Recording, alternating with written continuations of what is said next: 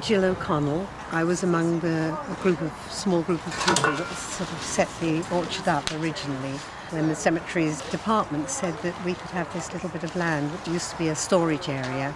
And when we first looked at it, it looked exciting and we could see the potential, but in fact it was covered in concrete, rocks and rubble, so it was not like it looks today at all.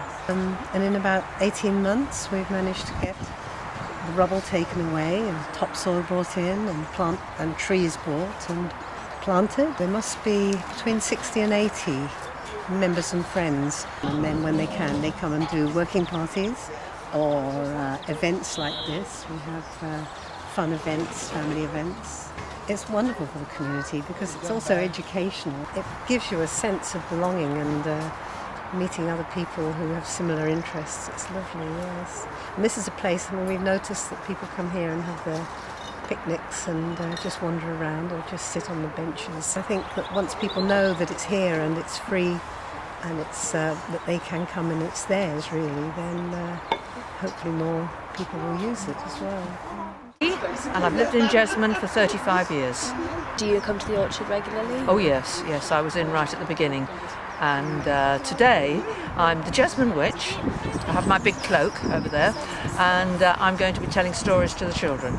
Mainly the stories about growing things, about apples, fruit, scarecrows, things to do with gardens as well.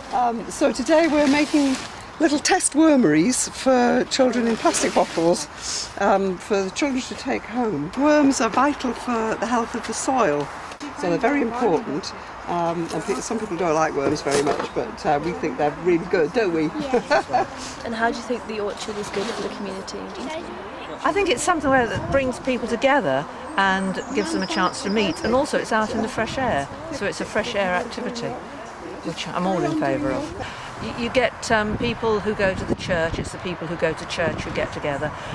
Gardens is all sorts of different people, and some people like to come to the orchard because they haven't got a garden, because there are a lot of flats in Jesmond, and so people will come and have some fresh air and take part in the festival. They haven't got a garden, so perhaps they would like to do something here, do some digging.